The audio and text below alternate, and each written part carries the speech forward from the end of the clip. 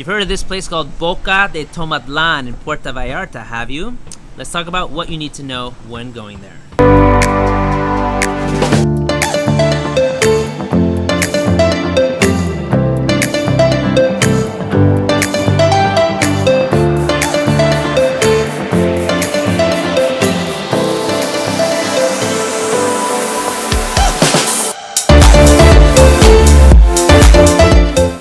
What's up, everyone? Dustin here from Dustin's Travels. So Boca de Tomatlan is a must-do. It's one of my 7 must-do things here in Puerto Vallarta.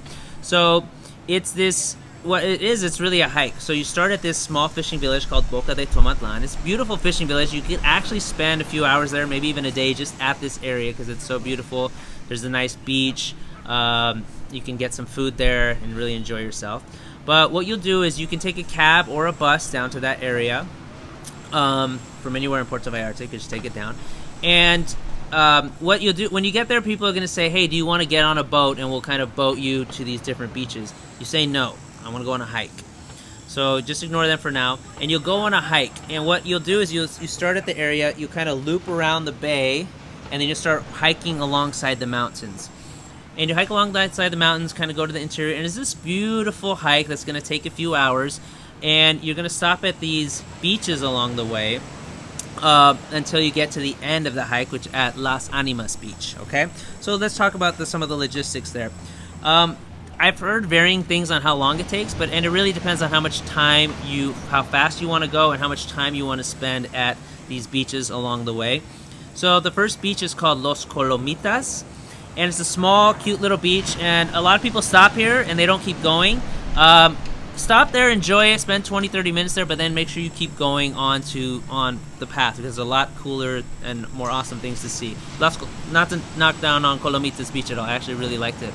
But the total hike, so it took us about 3 to 3.5 hours from start to finish, and we sort of like enjoyed the path along the way. We didn't rush it. So that's about how long it will take. A lot of people kind of ask about that, but that's about how long it'll take.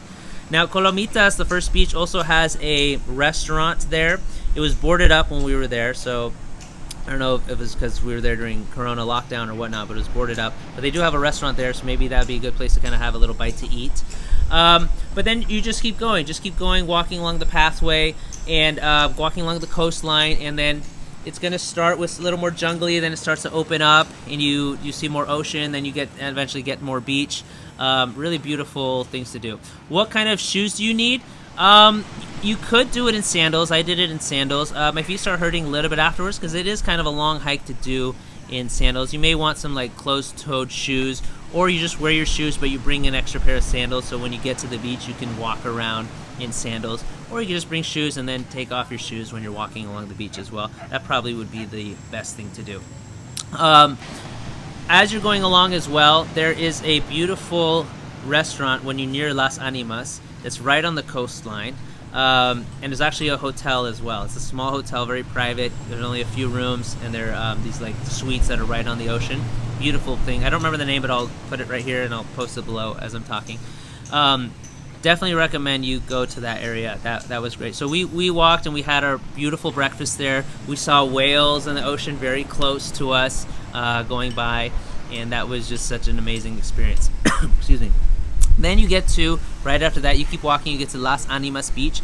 And look, be honest, Las Animas is a little bit touristy. The hike there is very peaceful and serene and kind of like off the beaten path, but when you get to Las Animas, then you kind of hit tourist land. You got people trying to rush you into their restaurants, but you can do a lot of activities there. You can do parasailing. They have massage on the beach for 1 hour for only $30, which is a great price.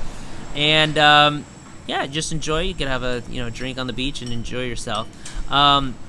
Also, when you're leaving, you can take a boat. So you can either hike back if you want, or you can stay there till about sunset and then take a boat out of there. There's lots of boats that are hanging out there, so you just ask some of the people there, hey, can I get a boat on out? Yeah, here's the boat out, and it'll cost you like $5-10 or something like that. So you get a boat, and they'll take you back to Boca de Tomatlan, where you started, and then from there you can grab a cab or a bus back to wherever it is that you were headed. Me personally, I did like Las Animas Beach, but I liked the beach right before it. Las Animas was a little bit crowded and crazy.